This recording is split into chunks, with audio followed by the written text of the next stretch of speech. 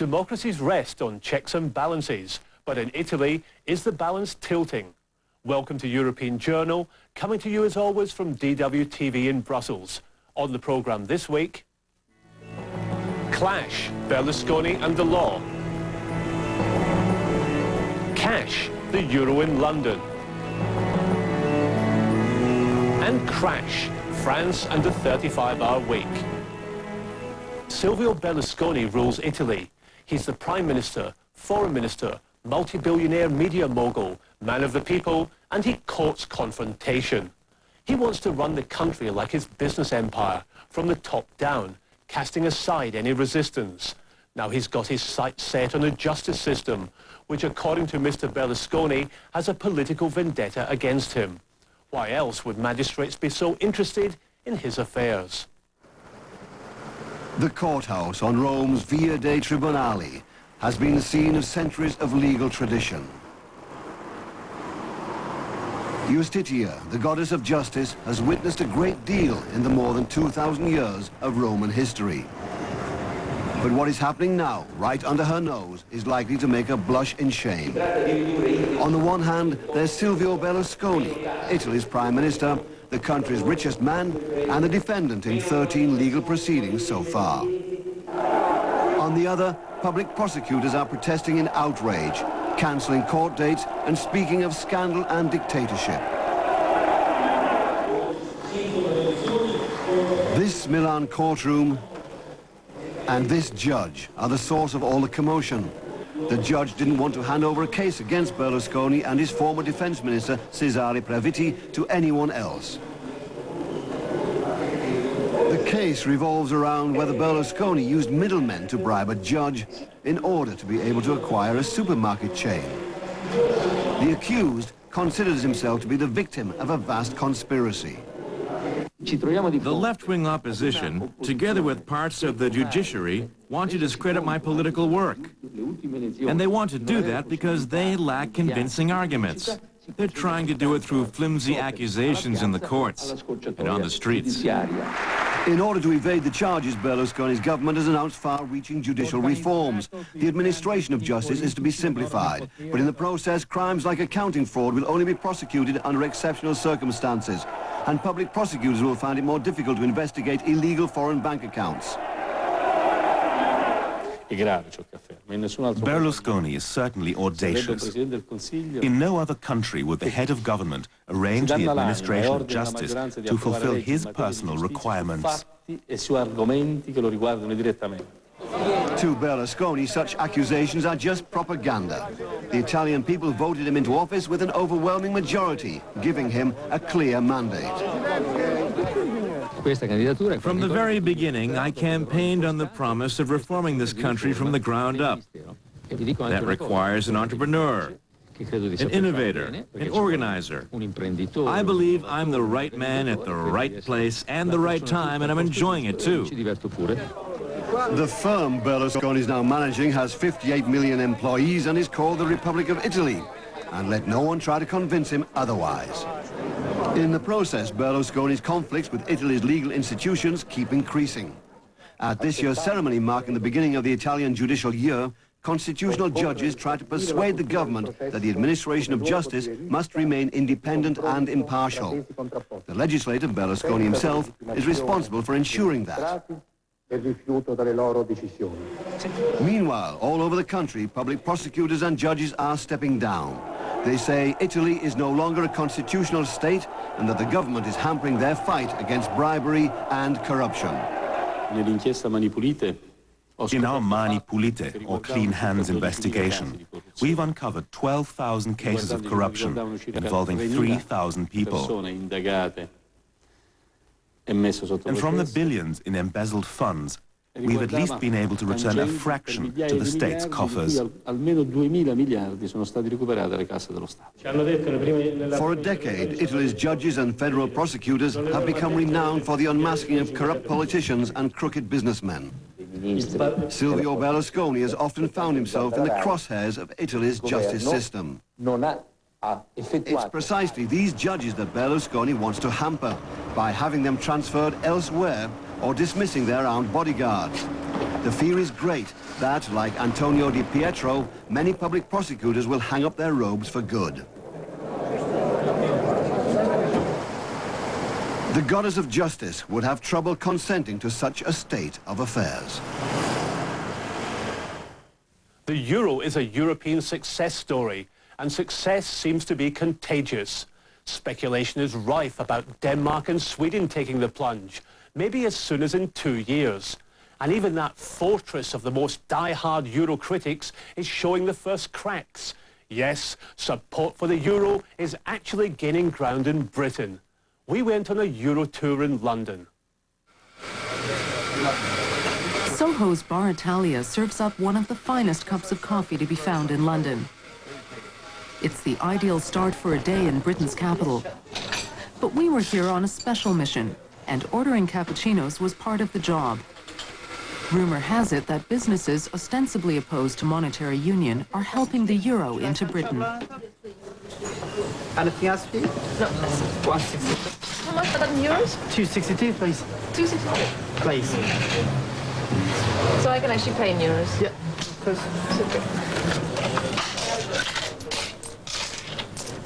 Okay. We were given our change in sterling and were suitably impressed. But maybe it was just a lucky coincidence and other businesses won't accept euros. Our next stop was Knightsbridge, an upscale shopping district.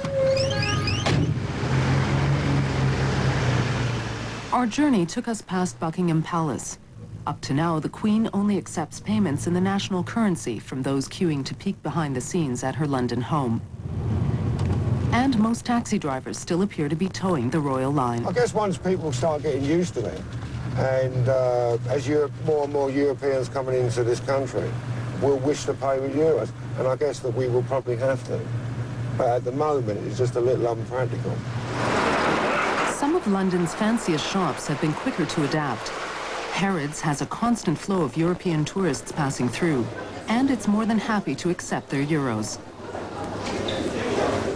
Probably the creep will start here in London, and I think if organisations like ourselves can give certainly our own employees the opportunity to get used to the euro, when it creeps further afield, and eventually if we have the euros in our own wallets, it'll be less of a phenomenon for people in the UK.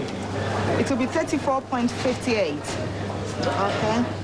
That's the price for crystallized fruits, which are a house specialty. The tills convert the sum automatically. Paying in euros couldn't be easier. Thank you very much. The pressure group Britain in Europe argues the case for the UK's entry into the European Monetary Union. Its members say the euro's debut as a real everyday currency on the continent has also affected British perceptions. No, not yet. The group believes the time is ripe for a referendum on the issue. Last year, 3,500 jobs were lost each month in the UK, where people blamed being outside the single currency for those job losses. Now, obviously, that can't continue. It's taking aside the British manufacturing and exporting. The longer we remain outside, the worse that will get. After our exhausting shopping trip, we went to restaurant Sardo for a little panna cotta. The owner is extremely pro-euro. He imports specialty foodstuffs directly from Sardinia. Romelu Mudu has opened a euro-denominated bank account and hopes it will soon show a healthy balance. Eventually, when I start taking also the money, the customers will pay in euros, that will simplify or minimize, the cost until such a time that we have a euro in England as well. And that's a day increasing numbers of British businesses are clearly looking forward to. Salute! But if anything, the Brits are a stubborn lot. As much as people in Brussels dream of the day when the euro replaces the pound, nobody is holding their breath. Coming up next. Complication, France and the 35-hour week. Devastation, winter damage in Poland. And determination, Austria's no to Temelin. You're watching DWTV's European Journal. Stay tuned.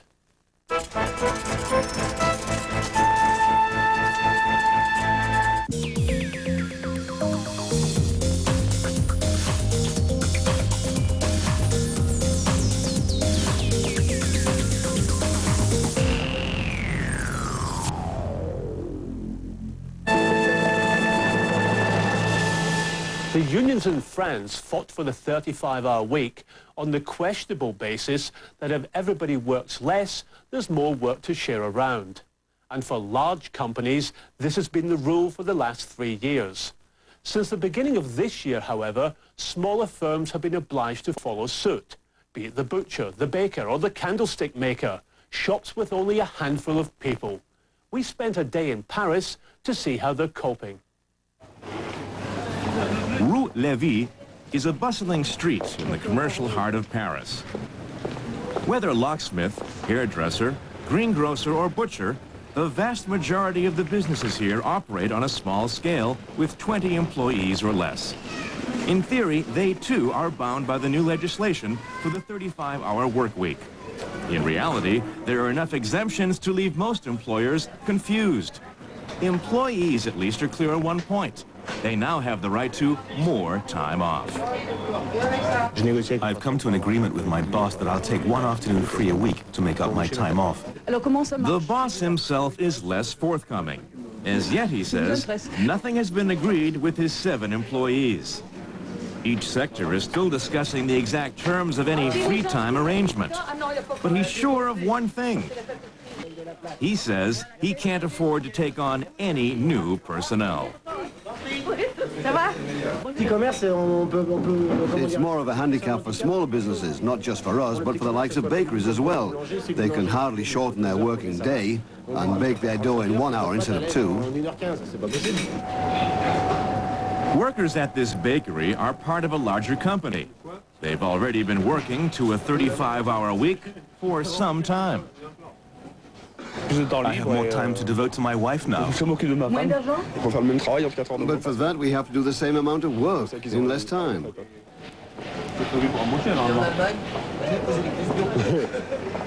They say there's no question of more people being hired to fill in for them. Many are already considering the possibility of strikes. But going on strike is no solution at the smaller businesses. Neither the owners nor the employees want to put the business at risk. For that reason, this fruit shop is taking full advantage of its various exemptions. We work 40.5 hours a week, and for that, the employees get 4.5 extra days off a month. But the reality is, no one is checking that too closely. Customers expect service 10 hours a day from Tuesday to Sunday. And it's a similar story at the pharmacy next door. Exemptions apply here as well. Our employees have taken the option of working a 37-hour week. For that, they get more pay, equivalent to the extra 2 hours they work. That's their compensation for the deviation from the new regulations. The government introduced the special exemptions to soften the effect of the new law as best it could. In practice, however, the measures have proven to be more a source of confusion than anything else. The French Democratic Federation of Labor is one of France's 2 largest unions. Traditionally, the unions have had little influence on the workings of small companies. But the introduction of the 35-hour work week has brought a huge surge in demand for information, both from employees and employers. The CFDT says the new law can work to everyone's benefit, but only if the job market is reorganized. It admits it's not easy to quantify the initial success of the measure. It's difficult to say how many new jobs have been created so far, but the 35-hour week has certainly saved jobs which might well have otherwise been cut. Back to business. We're at a Mercedes dealership in Paris. With 50 employees, it's not one of the smaller ones, but even here the personnel manager had her hands full trying to fit office workers, salespeople and mechanics into new schedules. The dealership's opening hours remain the same, and so far they haven't hired more workers. And that, therefore, requires employees be more disciplined. For example, now they find themselves punching a time clock. Salespeople are sometimes pretty badly organized. The advantage of the 35-hour week is that we have to schedule our time better. And that's something that can be learned, concludes the salesman, for whom quitting time now arrives much earlier than it used to. In Poland, it's been a really hard winter. There was so much snow, the country nearly suffocated. In Warsaw, the services could cope more or less, but in the countryside, life often just came to a halt, with villages and hamlets without electricity and telephones for days.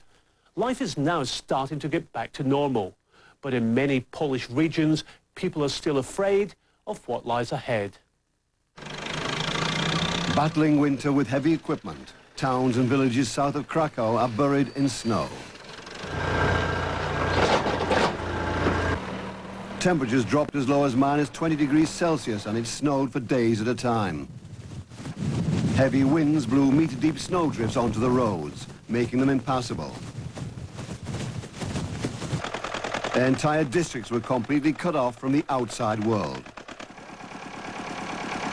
In the hard-hit areas south of Krakow, artists tried to make the best of things, creating sculptures from the ice and snow. But things will quickly get more serious again once the snow begins to melt. People are worried that the inconvenience of the snow will be followed by the devastation of a flood. Unfortunately, it could be a problem if it gets warm quickly. When the snow melts, the water level here in the mountains can rise rapidly, and then the rivers overflow their banks, and we have no influence over that. Only God above does. Memories of last summer's flood are still fresh. August 24th, 2001. These pictures were taken by an amateur cameraman in the village of Budzow. Heavy rains transformed a quiet mountain stream into a torrent. Whole streets and bridges were torn away, leaving a path of devastation in the flood's wake. The violent cataract of last year is now once again just a gentle mountain stream. 34 bridges still lie on the riverbed, completely destroyed.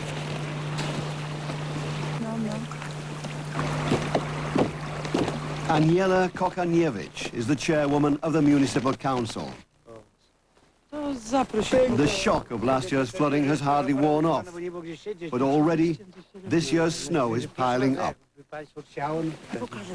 The water was up to here last summer, says this man. I thought the whole house would be washed away. And now the water in the soggy walls has frozen. The frost is splitting open the walls. The plaster is falling off, and who knows what will happen in the spring. I'll probably be able to tear the whole thing down with a pickaxe. Many victims of the flooding have found new accommodation with the help of the municipality. Others weren't so lucky. This house stood in water over a meter deep, and now it's freezing cold every night. A young family lives in the dank and clammy rooms. 10-month-old Jan and 4-year-old Anna are always sick. They suffer from coughs and asthma. The village is also threatened by landslides. The houses on the slope near the stream are especially at risk. The council has already been forced to condemn several houses. They're full of cracks and liable to collapse. But the residents don't want to leave. We're waiting for the spring to find out whether we'll have to leave or not. If the government doesn't support us, we won't leave voluntarily. We don't have the money for that. We don't have jobs. We can't build a new house. The harsh winter also put a stop to most efforts to clean up after last year's floods. But these construction workers are trying their best, lighting a fire to melt the ice so they can get to work. The floods caused around 100 million zlotys worth of damage in Budzow, some 25 million euros. But the village council chairwoman has a yearly budget of just 8 million zlotys. We'd budgeted a certain amount for the winter, but that's long since gone. I have no hope. Our reserves are dwindling. And the winter's not over yet. Without outside help, the clean-up efforts in Budzow will grind to a halt in spring. The temporary wooden bridges may well vanish downstream with the next bout of flooding. Temelin is a Czech nuclear power station close to the Austrian border, and Austria is nuclear-free. Hence, more than 900,000 Austrians voted in a referendum for the government to veto the entry of the Czech Republic into the European Union unless the plant is closed. The no vote could have been as large as 3 million if it were not for two key factors. Many didn't want to threaten Prague's EU membership, and they were also put off by the referendum organizer, a certain right-wing populist called Jörg Haider. Business as usual. File footage of the nuclear power plant in the Czech town of Temelín.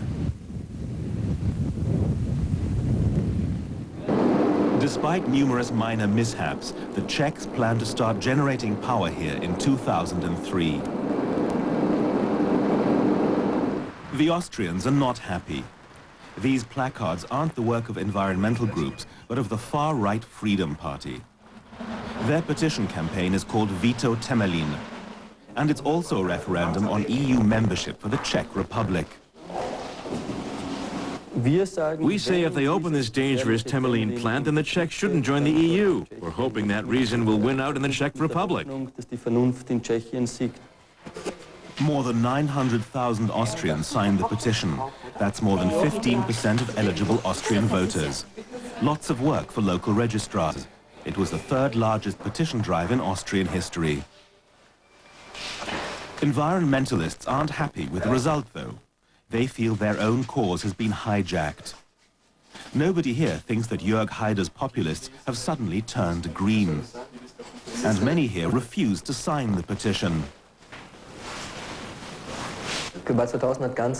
Global 2000 has stated very clearly, before the petition, afterward, and again today, this petition doesn't get us any closer to our objective. Threatening to veto the Czech Republic's accession to the EU doesn't do anything about Temelín. It doesn't make Temelín safer. The only result would be to keep the Czechs out of the EU.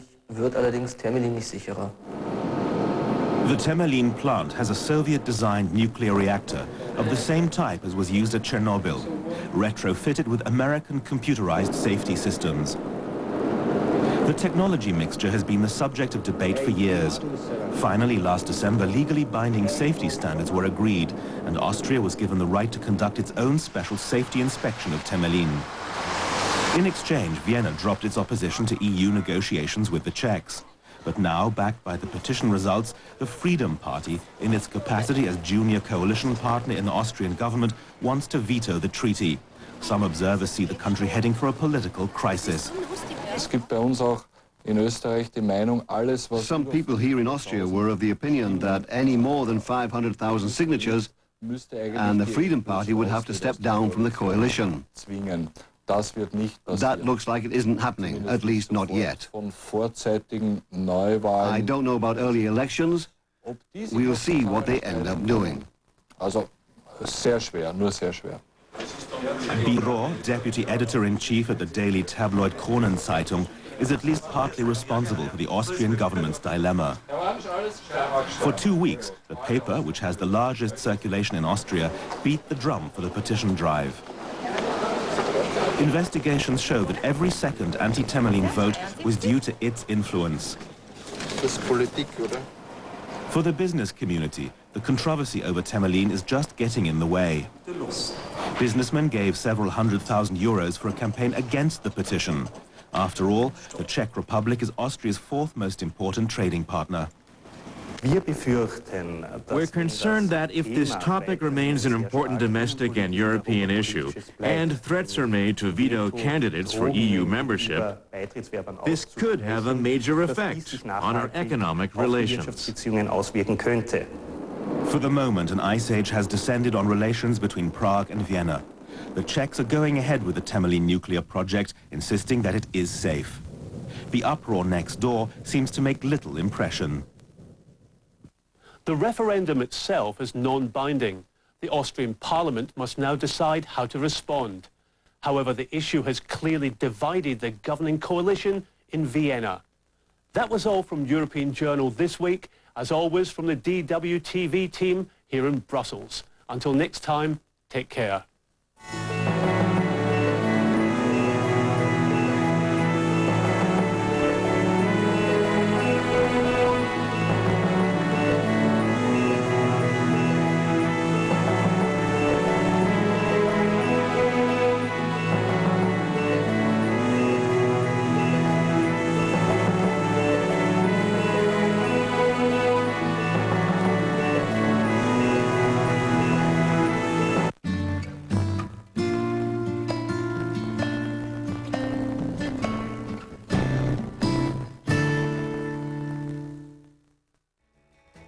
Hi, I'm Katie Harmon, Miss America 2002. You know, the changes in our country are often reflected in its rituals, and the Miss America competition is no exception. From humble beginnings in the 1920s through our new millennium, public broadcasting is taking a fun and informative look at the history of the competition. Watch Miss America this Sunday at 9 p.m. here on OPB TV. That's tonight at 9 here on OPB. Fire it off! Mount Bachelor is being bombed as ski patrols battle to keep the slopes safe for skiers. Then we're off to Southern Oregon for a look at an unusual project where environmentalists, buckaroos, and even cows are all working together to improve the land at a bird sanctuary. 1, 2, 3, go! And for you cycling enthusiasts, we'll show you some great ways to meet people and see Oregon at the same time. These stories and more on Oregon Field Guide Thursday night at 8:30. Corporate member Exact Interactive has made a contribution to the OPB Program Fund for Excellence. Additional funding has been provided by you, the contributing members of OPB.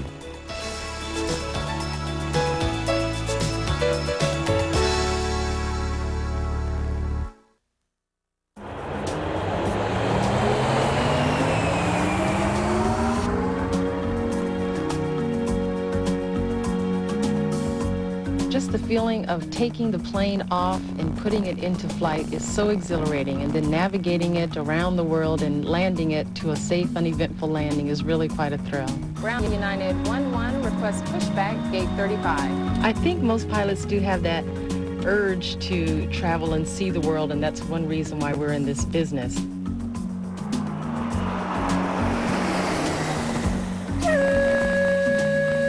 I really do consider myself an explorer because I am so thrilled by so much of the world, by all the people and all the cultures that make this planet. I always enjoy coming home, and I especially enjoy having PBS when I come home because PBS, in essence, brings the world back to me. I love to watch the travel shows, and they will have segments about places that I've never been, and it just piques my curiosity more to go see those places. And then if it's a place that I have been before, then it kind of brings back really fond memories. My greatest role model in aviation is Bessie Coleman because she was the first African American to fly. Her legacy alone really gave me a lot of inspiration to fly because I knew the barriers that she had, mine were nothing compared to hers, so there's no reason why I should not be able to succeed. I enjoy people being able to see me, and especially young women, and go, I never thought about becoming a pilot. This is something that I can do. You know, the thing about PBS is like, I feel like they have a pulse on the world, you know, because they incorporate so many real world, real life experiences.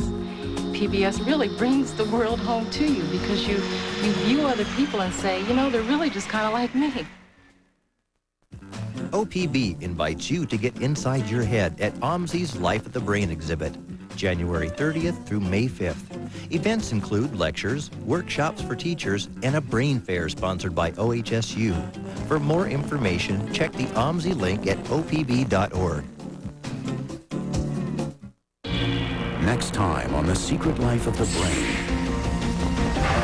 Adolescence is the last time of enormous brain change and brain development. The teenage brain is vulnerable to the dangers of drugs. I'm an addict, and I need help. And the chaos of schizophrenia. I felt like I'm gonna be crazy for the rest of my life. Here on OPB, Tuesday night at 9.